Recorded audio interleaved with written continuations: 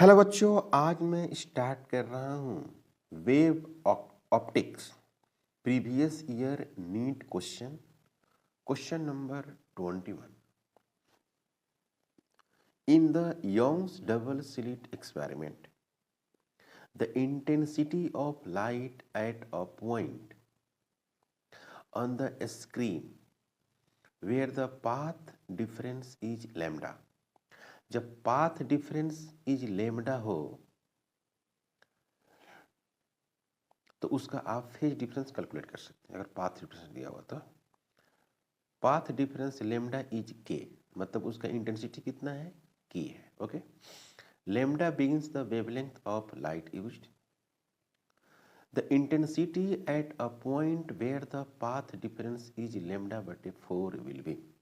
कह रहा है कि in Young's double slit experiment में अगर पाथ डिफरेंस आप लेमडा दिए हैं तो उस वक्त इंटेंसिटी का वैल्यू कितना है, उतना है के है। क्या बच्चों, के। अब कह रहा है कि अगर पाथ डिफरेंस लेमडा बटे 4 हो जाएगा तो फिर उस जगह पे इंटेंसिटी क्या होगी, ये सवाल है। क्लियर? तो आप एक इंटेंसिटी का फार्मूला जानते हैं, काफी इंपॉर्टेंट फार्मूला है इंटेंसिटी का, जो फेज डिफरेंस के टर्म में है। तो आप यहाँ पर लिखेंगे वी नो दैट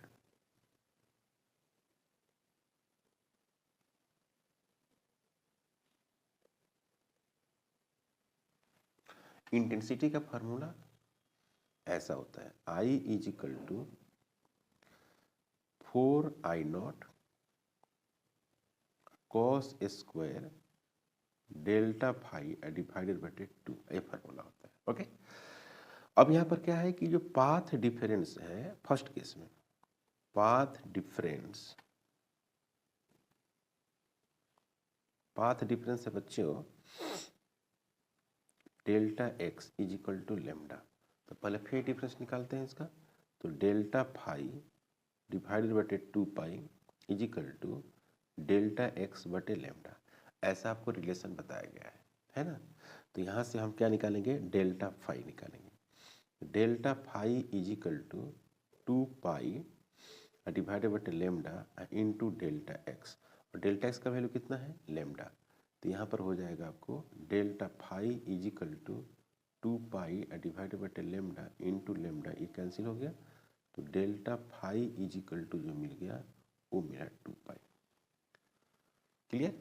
तो अब यहाँ पर देखिए इस फॉर्मूला में पुट कर देंगे तो आपको मिलेगा आई इज इक्वल टू 4I0 और कॉस स्क्वायर 2 पाई डिवाइडेड बटे 2, तो कट जाएगा। तो आपको मिलेगा आई इज इक्वल टू 4I0, इसका वैल्यू कितना हो जाएगा, कॉस पाई -1 और उसका स्क्वायर करेंगे तो 1 हो जाएगा। सही है। और इसका जो वैल्यू दिया हुआ कितना दिया हुआ, के दिया हुआ, क्वेश्चन में के दिया हुआ है, के इज इक्वल टू 4I0 ऐसे दिया हुआ है। समझ में आया बच्चों, के इज इक्वल टू, यानी यहाँ पर I0 इज इक्वल टू क्या कर सकते हैं, के बटे 4 आप कैलकुलेट कर सकते हैं। ओके, अब फिर से सवाल को देख लीजिए, यहाँ पर क्या दिया हुआ है, के टाइम्स दिया हुआ, देखो ये दिया हुआ, के दिया हुआ है। अब क्या कैलकुलेट करना है आपको निकालना है लेमडा बटे 4। ये लेमडा बटे 4 पे वैल्यूज कितनी होगी ये कैलकुलेट करनी है। क्लियर? तो करते हैं कैलकुलेट। देखिए now delta x is equal to lambda बटे 4, तो क्या फार्मूला लिखेंगे, delta phi 2 pi delta x divided बटे लेमडा। तो यहाँ लिखेंगे 2 पाई डेल्टा एक्स हो गया लेमडा बटे 4, अब पहले से क्या है, लेमडा, तो ये कैंसिल हो जाएगा। तो ये जब कैंसिल होगा तो यहाँ पर मिलेगा डेल्टा फाई, सॉरी लेमडा बटे 4 नहीं, हाँ लेमडा बाई 4 सही है, लेमडा बाई 4 ही है। ओके, तो यहाँ पर हो गया कितना, लेमडा बटे, ये कैंसिल होगा तो ये 2 हो जाएगा, delta phi is equal to हो गया लेमडा बटे 2। फिर नेक्स्ट जो फार्मूला होगा आई आर आपको निकालना था, तो कितना हो जाएगा, ये हो जाएगा आपको 4I0 इंटू कॉस स्क्वायर, और ये हो गया आपको डेल्टा फाई बटे 2 लिखते हैं, तो तो आप लिखेंगे पाई बटे 2, ये डेल्टा फाई हो गया, अब फिर एक 2 कर देंगे, है ना बच्चों, सही बोल रहा हूँ है। तो यहाँ पर हो जाएगा क्या, आई आर इजिकल टू मिलेगा आपको, आई आर मिल जाएगा कितना बच्चों, यहाँ पर 4 है बिल्कुल, आई नॉट है बिल्कुल, ये हो जाएगा आपको कॉस स्क्वायर पाई बटे 4, पाई बटे 4 मतलब 45 डिग्री, कॉस 45 डिग्री का वैल्यू होता है 1/√2, तो ये हो गया आई नॉट इंटू, ये हो गया 1/√2, आई इसका क्या हो गया स्क्वायर, तो ये मिल गया बच्चों आपको I R is equal to 4I0 into ये हो गया 1/2, तो इसको कैंसिल कर सकते हैं, तो आपको मिलेगा आई आर इजिकल टू 2I0, लेकिन आपका जो आंसर है, जो फाइनल आंसर है बच्चों, वो किसके टर्म में है, के के टर्म में है, तो आप के टर्म में इसको लिखेंगे आई आर इजिकल टू 2 और आई नॉट के बदले क्या लिख देंगे, ये वाला देखो, ये वाला है ना I0, ये लिखेंगे, तो क्या यहाँ पर लिखेंगे के डिवाइडेड बटे 4, तो ये कैंसिल हो जाएगा, तो आई आर इजिकल टू के डिवाइडेड बटे 2। मैं आपको बता देना चाहता हूँ कि ये जो सवाल है वो NCERT में भी है, और ये क्वेश्चन IIT एडवांस में पूछा हुआ है, जो नीट का पेपर है, समझ में आया बच्चों, तो ये हो गया इसका आंसर, कोई डाउट, आप क्वेश्चन को आप कई बार पढ़िए और इसका सलूशन कीजिए, क्लियर।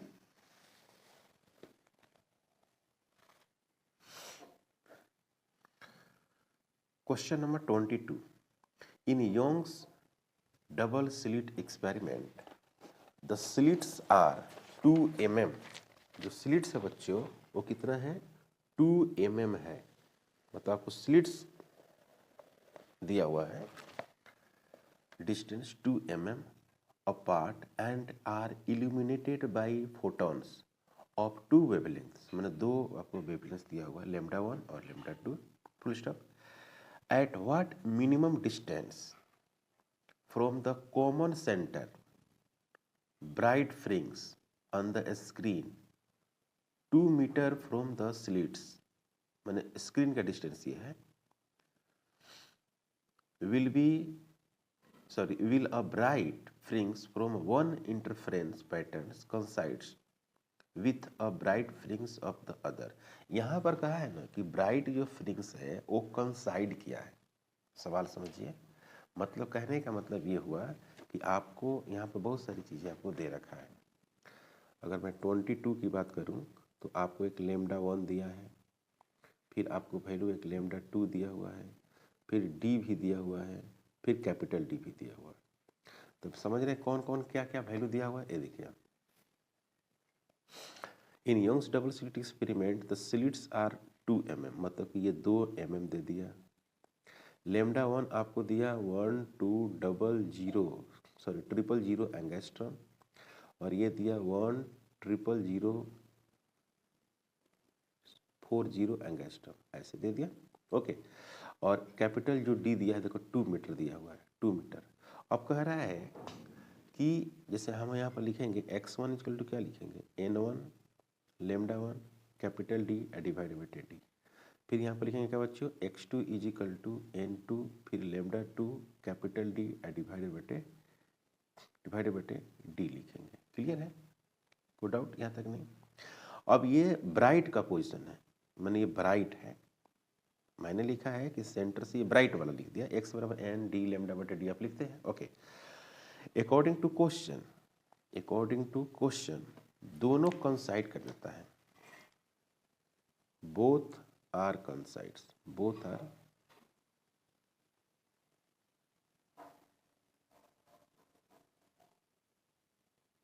कंसाइड्स, मतलब कि x1 इज इक्वल टू क्या है x2 है, तो यहाँ पर क्या होगा n1 फिर λ1 कैपिटल डी डिवाइडेड बटे D is equal to n2 फिर λ2 कैपिटल डी डिवाइडेड बटे डी, ये और ये फिर ये और ये कैंसिल हो जाएगा, तो n1 λ1 फिर क्या होगा n2 और λ2, तो आप इसको अगर सोल्व करेंगे तो n1 डिवाइडेड बटे n2 इज इक्वल टू आप लिख सकते हैं λ2 डिवाइडेड बटे λ1, और आपके पास वैल्यूज दिया हुआ है लेमडा 1 और लेमडा 2 का वैल्यू आप देख, लेमडा 1 और लेमडा 2 का वैल्यू आपके पास दिया हुआ है।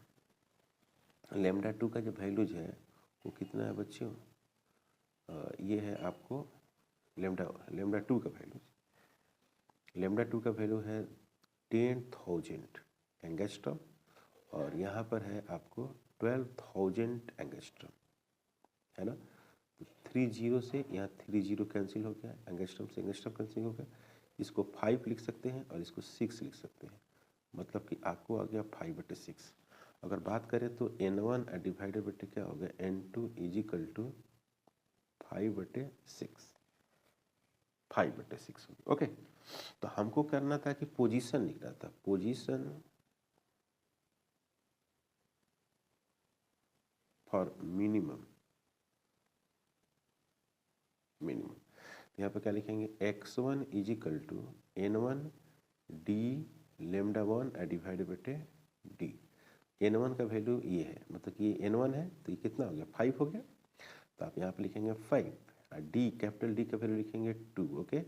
लेमडा 1 का लिखेंगे 1,2,0,0 एंगस्ट्रॉम और डिवाइडेड बटे डी का मतलब 2 × 10⁻³ जो आपका आंसर है, आंसर जो दिया है बच्चों वो तो आपको दिया हुआ मिलीमीटर में, ऑप्शन जो है मिलीमीटर में है, तो मिलीमीटर में जो ऑप्शन है तो आप कैसे लिखेंगे x1 इजिकल टू, यहाँ पर लिखेंगे 5 × 2 × 12 और 000 10⁻10 डिवाइडेड बटे 2 × 10⁻³ ओके। तो यहाँ पर आपको मिल जाएगा, ध्यान दीजिएगा, इसको कैंसिल कर दीजिए, ओके। अब यहाँ देखिए ये 3 है और यहाँ 3 है, तो ये ऊपर जाएगा तो प्लस, सॉरी ये 3 है, हाँ ये 3 है और ये 3 है, तो प्लस ऊपर जाएगा तो +3 हो जाएगा और मतलब कि +6 हो जाएगा, और ये है आपको -10, तो +6 और -10, ये होगा 12 × 5 × 10⁻6 × 10⁻10। इसको सोल्व करेंगे तो काफ़ी आसानी से x1 is equal to 60 × 10⁻⁴, 6 × 10⁻³ metre, x1 is equal to लिख सकते हैं 6 मिलीमीटर, ये हो गया answer. x1 is equal to 6 millimetre, ये हो गया आंसर। क्लियर, यहाँ तक को doubt? Okay. Question number 23, in Young's double slit experiment the distance between the slits and the screen is double. कह रहा है कि स्लिट और स्क्रीन के बीच का डिस्टेंस डबल हो जाएगा। The separation between the slits is reduced to half, as the result the fringe width is. सवाल ये है कि in Young's double slit experiment the distance between the slits and the screen is double, मतलब कि capital जो D है वो double हो जाए और स्मॉल डी जो है वो कितना हो जाए, हाफ हो जाए, ये सवाल है। तो आपको पता है कि जो फार्मूला लिखते हैं फ्रिंज विड्थ का, वो ऐसे लिखते हैं, fringe width beta is equal to D lambda divided by कितना टी, ये हो गया fringe width. According to question जो डी डैश है वो क्या हो रहा है 2D हो रहा है, और जो स्मॉल डी डैश है वो डी बटे कितना हो रहा है 2 हो रहा है। तो बीटा इजिकल टू जो हो गया beta dash is equal to D dash lambda divided बटे डी डैश, ऐसे हो गया। तो beta dash is equal to D dash मतलब कि 2D इंटू क्या हुआ बच्चों लेमडा डिवाइडेड बटे डी बटे 2, तो ये मिल गया आपको beta dash is equal to 4D lambda divided बटे कितना डी। तो ये हो गया beta dash is equal to 4 into beta, तो कितना टाइम्स बढ़ जाएगा 4 टाइम्स बढ़ जाएगा, now fringe with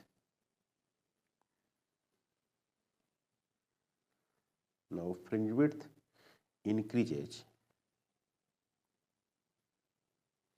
Now fringe width increases 4 times, 4 times बढ़ जाएगा। यही हो गया आंसर। समझ में आया बच्चों? फिर से सवाल देखो।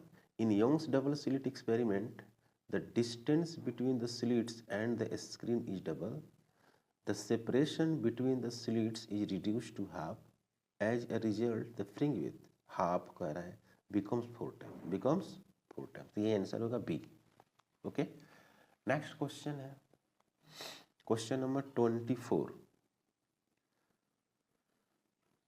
Colours appears on a thin soap film and on soap bubbles due to the phenomenon of, देखिए एक इंटरफ्रेंस आप पढ़ेंगे, लाइट में आप पढ़े होंगे इंटरफ्रेंस, ऐसे साउंड में भी पढ़ना रहता है लेकिन आप लाइट में है पढ़ते हैं तो ज़्यादा वो इम्पोर्टेंट जो होता है कलर से रिलेटेड होता है।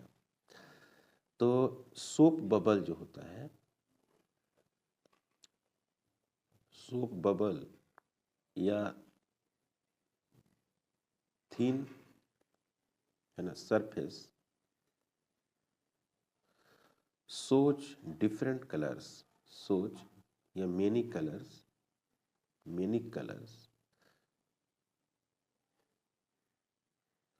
Due to interference. याद रखना बच्चों,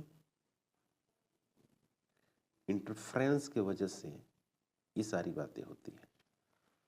किसके वजह से होती है? इंटरफ्रेंस। याद रखना है, इंटरफ्रेंस के वजह से ये सब होता है, कलर शो करता है। ओके, तो आपको ऑप्शन जो होगा क्या होगा? इंटरफ्रेंस होगा। और इंटरफ्रेंस में आपको ऑप्शन था, इंटरफ्रेंस था, डिस्पर्सन था, रिफ्रैक्शन था, डिफ्रैक्शन था। डिफ्रैक्शन में आप जानते हैं लाइट बिखर जाती है ना। डिस्पर्सन में जानते हैं कि जब प्रिज्म से पास करती है तो 7 कलर में डिफ्रैक्ट हो जाती है। रिफ्रैक्शन का मतलब आप जानते हैं कि जब लाइट रे एक मीडियम से दूसरे मीडियम में जाती है तो डायरेक्शन को चेंज करती है, मतलब कि स्पीड को चेंज हो जाता है। इंटरफ्रेंस का मतलब होता है कि कलर शो करना, है ना, तो ये कलर शो करती है। क्लियर है? काफी इंपॉर्टेंट है। Okay, question number 25। Question number 25 में आप पढ़ते हैं पहले। इन अ फ्रेशनेल biprism experiment, the two positions of lenses gives the separation between the slits as 16 centimeter and 9 centimeter respectively. तो what is the actual distance of separation? इसमें कह रहा है कि 16 सेंटीमीटर और 9 सेंटीमीटर दिया हुआ है। तो फ्रेशनेल डिफ्रैक्शन में आप इस तरह का एक फार्मूला पढ़े होंगे, काफी इंपॉर्टेंट फार्मूला रहता है ये भी।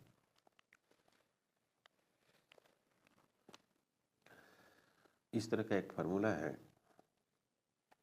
फ्रेशनेल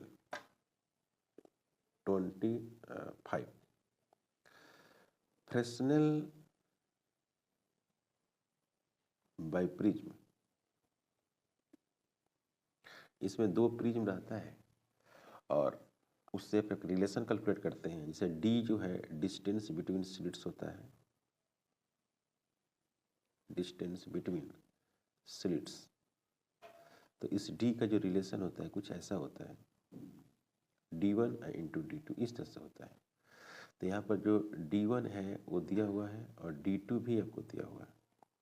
d है डिस्टेंस बिटवीन स्लिट्स, ये कैलकुलेट करना है। तो आपको d1 दिया हुआ 16 सेंटीमीटर और एक दिया हुआ 9 सेंटीमीटर, है ना, इस तरह से दिया हुआ है। तो d1 दिया हुआ है 16 सेंटीमीटर और d दिया हुआ है 9 सेंटीमीटर। ये बेसिक थ्योरी है, क्योंकि फ्रेशनेल का बहुत बड़ा थ्योरी नहीं पढ़ना है, एक छोटा सा थ्योरी पढ़ना है। एक तो फ्रेशनेल बाय प्रिज्म पढ़ना है और एक डिफ्रैक्शन में पढ़ना है, सिंगल स्लिट डिफ्रैक्शन पढ़ना है, जहाँ पर maxima and minimum location calculate करते हैं। तो बहुत इसमें कठिन थ्योरी नहीं है। आप जो भी जिस टीचर से पढ़े होंगे या जिस भी कोचिंग में पढ़े होंगे तो बहुत आसान थ्योरी पढ़े होंगे। तो d इजिकल टू जो हो गया वो हो गया आपको 12 हो गया, और यहाँ पर centimetre into 9 centimetre, sorry 16 centimetre, 16। तो यहाँ पर हो गया 16 का कितना रूट हो जाएगा? 4 हो जाएगा, और 9 का कितना हो जाएगा? 3 हो जाएगा। तो d इजिकल टू आ गया आपको 12 सेंटीमीटर और यही होगा आंसर। फार्मूला पुटिंग क्वेश्चन था। ओके, तो 12 सेंटीमीटर ये क्वेश्चन है। नेक्स्ट क्वेश्चन है, the interference was observe in interference chamber where air was present. मतलब कि इंटरफेरेंस, यहाँ पर सॉरी दिखाई नहीं दिया, कह रहे कि interference was observe in interference chamber. मतलब कि आप इंटरफेरेंस ऑब्जर्व कर रहे हैं, और किस में ऑब्जर्व कर रहे हैं, इसमें ऑब्जर्व कर रहे हैं। तो इंटरफेरेंस चेम्बर में वेयर एयर वाज प्रेजेंट, जहाँ पर एयर था। Now the chamber is evacuated, मतलब उसको वैक्यूम कर दिया। And if the same light is used, carefully observed will see no interference, interference with the brighter bands, interference with the dark bands, interference with large width. हाँ, ये देखिए सवाल पहले समझ लीजिए। सवाल में क्या है, सवाल में कुछ इस तरह के है कि ये एक तो कंडीशन है एयर का, एक एयर का कंडीशन दिया हुआ है यहाँ पर, और एक दूसरा वैक्यूम का दिया हुआ है। तो एयर वाला मीडियम हो गया, और वैक्यूम वाला क्या हो गया, वैक्यूम वाला आपको जहाँ पर मीडियम ही नहीं है। तो 26 में अगर हम डिस्कशन करें 26 क्वेश्चन नंबर को, तो इस तरह से बातें करेंगे, ध्यान से देखेंगे। जो 26 नंबर क्वेश्चन है, समझिए question number 26, interference was observed in the interference chamber where air was present. तो समझिए ऐसे लिखिए इसमें कि when 26 when air present, when air present, ठीक है, that is air medium, that is air medium है। तो क्या लिखते हैं, beta is equal to D lambda divided by D. तो ये हो गया बीटा एयर का, मतलब मीडियम कह सकते हैं। तो यहाँ पर डी हो गया, और लेमडा किसका होगा, एयर में, और डी, एक इक्वेशन बन गया। इन वैक्यूम में अगर बात करें, जहाँ पर आपको एयर पार्टिकल निकाल दिया, तो वी वैक्यूम ऐसे लिखते हैं, vacuum is equal to D, और लेमडा क्या होगा, vacuum divided by small D, ये सेकेंड हो गया। Now wavelength in medium, now wavelength in medium क्या करता है बच्चों, डिक्रीज करता है। Now wavelength in medium decrease. तो इसलिए जो एयर वाला जो होगा, एयर वाला वो क्या होगा, लेमडा वैक्यूम से क्या होगा, कम होगा। क्लियर है, कोई डाउट नहीं। तो इसका मतलब ये हुआ कि बीटा जो एयर का है वो क्या हो गया, बीटा वैक्यूम से कम हो गया। मतलब कि लास्ट में वैक्यूम था, तो ये हो गया बीटा एयर। मतलब कहने का मतलब ये हुआ कि फाइनली वो क्या करता है, इंक्रीज करता है। क्या करेगा बच्चों, इंक्रीज। देखो, interference was observed in the interference chamber where air was present. Now the chamber is evacuated, मतलब कि एकदम उसको वैक्यूम बना दिया। And if the same light is use it carefully observe will see no interference, गलत। Interference with brighter bands, गलत। Interference with dark bands, गलत। Interference with larger width, beta का वैल्यू क्या कर जाएगा, इंक्रीज कर जाएगा। तो मैंने क्या लिखा है बच्चों, आंसर में क्या लिखा हूँ, देखो, beta vacuum greater than beta air. मतलब कि आंसर क्या होगा, डी। थ्योरी था और अच्छा था, आपको समझ में आया होगा, है ना। कोई डाउट, यहाँ तक कोई डाउट नहीं। ओके, देख लो भाई आप। ओके, क्वेश्चन नंबर 27 देखिए, कह रहे कि if yellow light emitted by a sodium lamp in Young's double slit experiment is replaced by monochromatic blue light of the same intensity, तो फ्रिंगविथ क्या करेगा। देखो भाई, फ्रिंगविथ का ये फार्मूला है, मैं आपको डिटेल से बता देता हूँ। 27 में कि फ्रिंज विड्थ जो होती है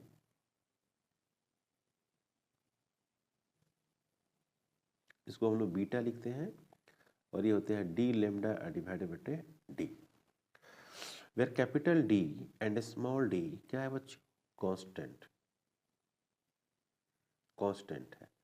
तो बीटा ओनली किस पे डिपेंड करेगा, कलर पे डिपेंड करेगा। ओके, तो आपको पता है कि रेड कलर ज़्यादा होता है और वायलेट कलर से, तो आपको जाहिर सी बात है कि जो बीटा जो रेड होगा वो उसका ज़्यादा होगा, बीटा किससे, वायलेट से, किसी अदर कलर से ज़्यादा होगा। क्लियर है, रेड का सबसे ज़्यादा होगा। तो सवाल आपका ये है कि एक तो येलो कलर है इमिटेट द सोडियम और दूसरा क्या है ब्लू।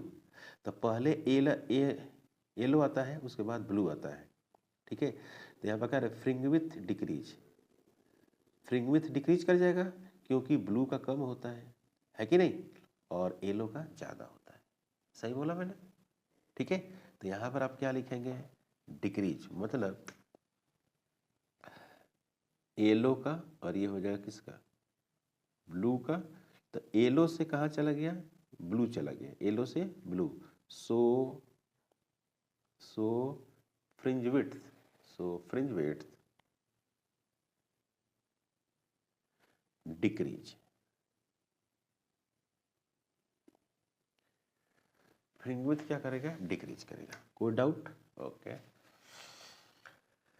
अब है क्वेश्चन नंबर 28, पहले क्वेश्चन 28 पढ़ते हैं, अच्छा क्वेश्चन है।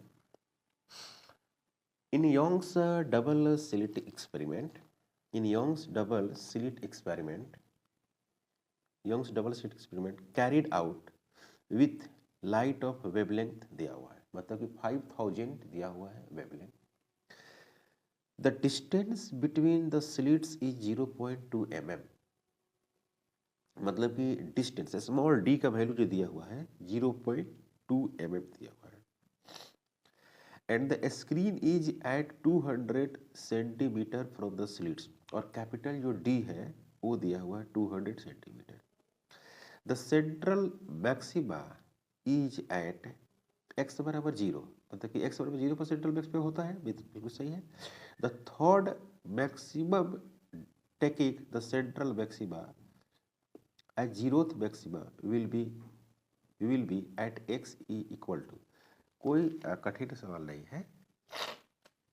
आपको लेवडा दिया हुआ है, स्मॉल डी दिया हुआ है, कैपिटल डी दिया हुआ है, एक्स का वैल्यू निकालना है, ब्राइट के लिए निकालना है, मैक्सिमम मतलब राइट का पोजीशन निकालना है, सेंट्रल मैक्सिमा कह सकती है। ओके, तो थर्ड के लिए निकालना है, किसके लिए निकालना है, थर्ड के लिए। तो क्या फॉर्मूला लिखा गया है, X N is equal to N D lambda बटे डी, डी लेमडा बटे डी। ओके, एन बराबर क्या करना है, 3 पुट कर देना है, अब बाकी सारे वैल्यू दिया हुआ है, हो गया आंसर, इसमें कोई कठिनाई नहीं है, ये डायरेक्ट फार्मूला है, डायरेक्ट। तो question number 28, question number 28 formula देखो, for bright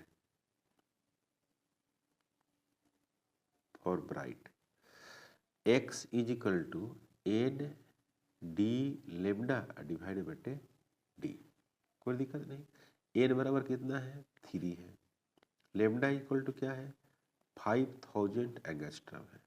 okay, small D कितना है, 0.2 मिलीमीटर है, और capital D is equal to कितना है, 200 सेंटीमीटर है ना बच्चों। देख लो फिर से एक बार मिला लो वैल्यूज को, लेमडा 5000, स्मॉल डी 0.2 mm,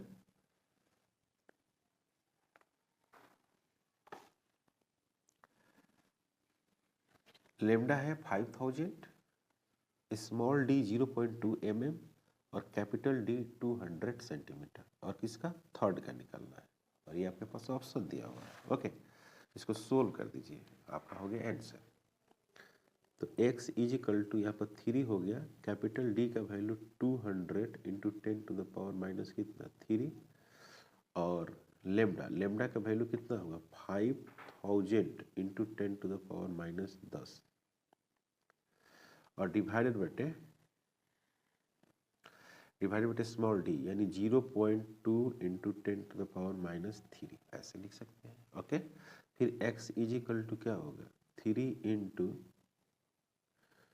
यहाँ पर देखो 2 जीरो यहाँ पर और 3 जीरो यहाँ पे, तो कितना हो गया 5 हो गया माइनस फिर कितना हो गया 10 और डिवाइडेड बाई यहाँ पर देखो बाबू 2 इंटू 10⁻⁴ सही है कैलकुलेशन। ओके, 2 से 2 कैंसिल हो गया।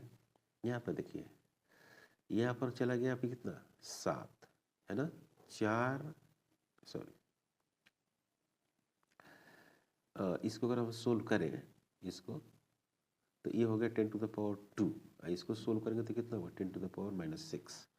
तो x इज इक्वल टू 10⁻², यहाँ पर मिल जाएगा ये हो गया 10⁻², यहाँ पर हो गया 10⁻⁻6, यहाँ पर हो गया 3। फिर आपको सोल्व करेंगे यहाँ पर तो x बराबर 10⁻⁻ कितना 4 इंटू 3।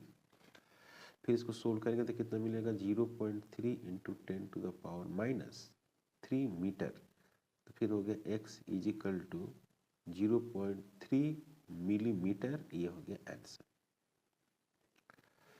क्लियर है? तो आप देखेंगे तो आपको कुछ आंसर में है यहाँ पे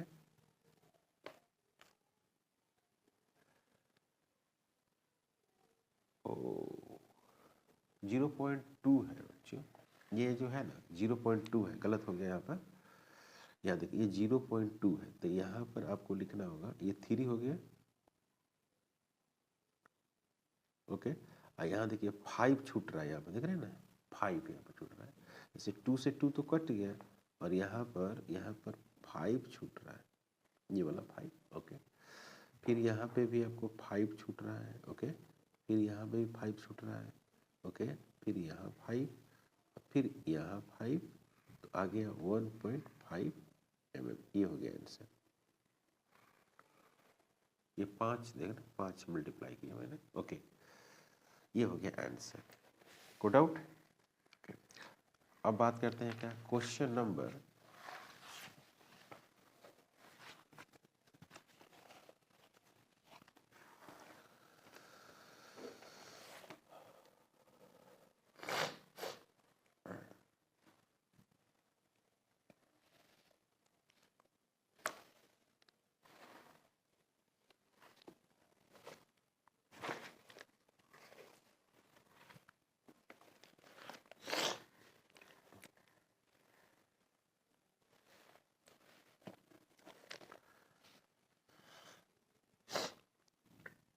question number 29। Question number 29। In Young's experiment, two coherent sources are placed 0.9 mm. Small d का वैल्यू दिया हुआ है, क्या दिया है बच्चों?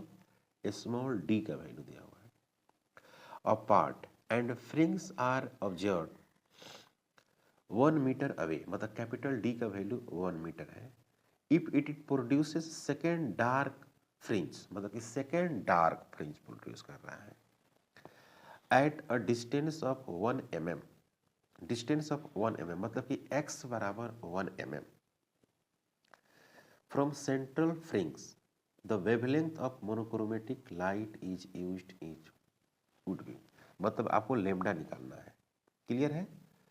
यहाँ तक कोई डाउट नहीं? यानी कहने का मतलब ये हुआ बच्चों, यहाँ पर जो क्वेश्चन नंबर 29 है यहाँ पर सारे वैल्यूज दिया हुआ है। क्या क्या दिया हुआ देखो, डार्क का जो पोजीशन है वो दिया हुआ है, डार्क पोजीशन, और कौन सा पोजीशन है डार्क का है और सेकेंड है ये, ठीक है। मतलब कि n इज इक्वल टू क्या लिखना होगा 2 लिखना होगा। यहाँ पर x भी दिया हुआ है, लेमडा आपको कैलकुलेट करना है, ठीक है। स्मॉल d भी दिया हुआ है और कैपिटल D भी दिया हुआ है।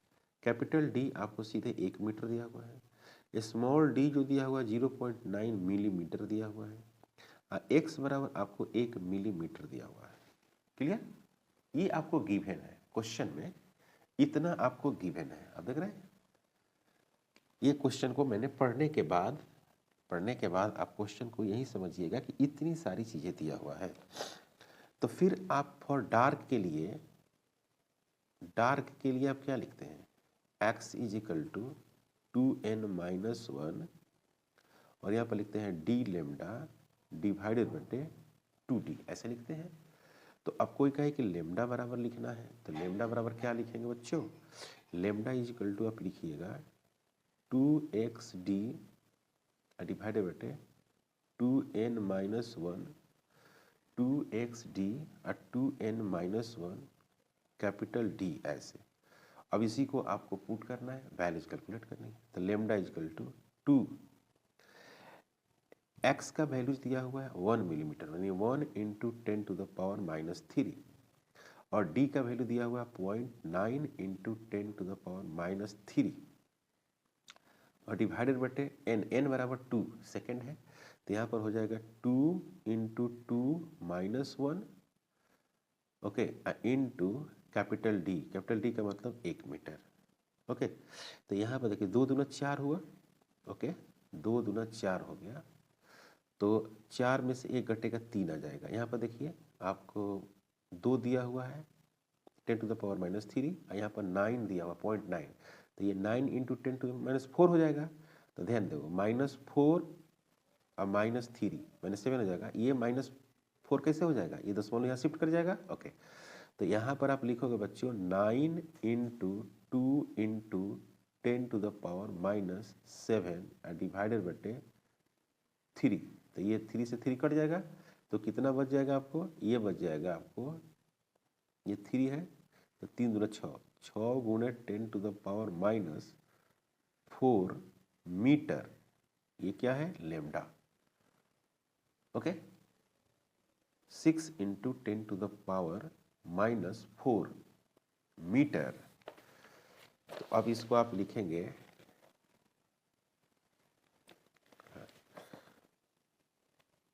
6 इंटू 10 टू द पावर -4 यानी 6 इंटू, अब यहाँ लिखना है 6 into 10 to the power -4 metre. तो आप इसको ऐसे लिख सकते लेमडा बराबर, तो लेमडा इज इक्वल टू आप लिखेंगे, इसको लिख सकते हैं सेंटीमीटर, तो सेंटीमीटर को लिखेंगे तो ऐसा होगा 60 into 10 to the power minus,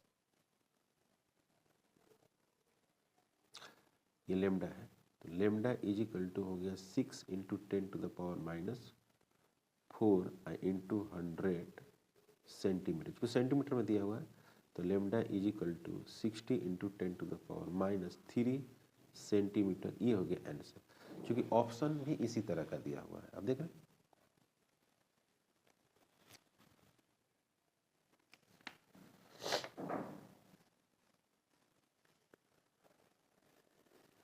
option में दिया हुआ है 60 into 10 to the power -3, option ऐसा नहीं दिया है, ऑप्शन ऐसा नहीं दिया हुआ है। पहले चेक कर लीजिए कहाँ गलत हो रहा है। x है और यहाँ पर हो गया आपको n बराबर 2 है, n बराबर क्या दिया बच्चों 2, x बराबर 1 mm, लेमडा निकालना है, d बराबर 0.9 दिया हुआ है, 1 मीटर दिया हुआ है, और डार्क x हो गया। ओके यहाँ पर 2 हो गया, यहाँ पर हो गया आपको 1 10 3 हो गया, 0.9 10 3 हो गया, -4 हो जाएगा। ओ ये तो यहीं -4 हो गया ना, ठीक है ठीक। यहाँ गलत हो गया, यहाँ पर देखो गलत हुआ बच्चों, -4 यहाँ हो गया ना पावर, ये दशमलव हो गया तो -3 तो -7 होगा, -7 होगा, ठीक है। अब सही है। अब यहाँ पर हो गया कि ये 3 है नीचे में, 4 में से एक जाएगा 3, ये कट जाएगा तो ये 3 आ जाएगा, 3 दूना 6 6 हो गया और 10 टू द पावर कितना हो गया -7 हो गया ना, -7। ओके अब यहाँ देखेंगे आप तो आपको मिलेगा -7 हो गया। ओके अब ये हो गया -7, ठीक है -7 आ गया। तो अब यहाँ पर 1 हो गया तो ये हो गया -6 सेंटीमीटर, -6 सेंटीमीटर। तो आप इसको ऐसे लिख दीजिए lambda is equal to 6 into 10 to the power -5 centimetre. यही हो गया आंसर और डी ऑप्शन करेक्ट है। Clear? Okay, good out. Question number 30 जिसको हम लोग बोलते हैं, in Young's double slit experiment, the fringe width is found to be 0.4 mm, मतलब बीटा आपको दिया हुआ है, बीटा दिया हुआ है 0.4 mm। Okay, if the whole apparatus is immerse in the water, refractive index 4/3, without disturbing the geometrical arrangement, the new fringe width is. काफी आसान क्वेश्चन है, कठिन क्वेश्चन में से नहीं है, यह आसान क्वेश्चन है। क्वेश्चन नंबर 30 क्या है? देखिए, beta is equal to D lambda divide by क्या होता है? डी होता है जिसको लोग फ्रिंज विड्थ बोलते हैं,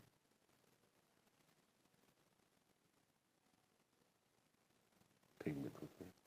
फिर क्या हो जाएगा? Beta dash is equal to D lambda dash divide by कितना? D. When all the operators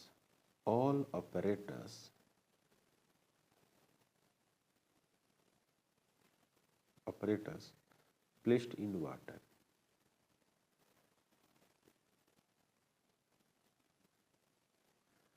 when all operators placed in water, तो यहाँ पर क्या होगा?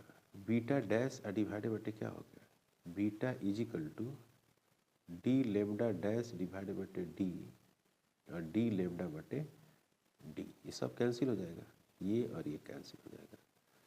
क्लियर? तो यहाँ पर मिलेगा बीटा डैश बटे beta is equal to lambda dash divided बटे लेमडा।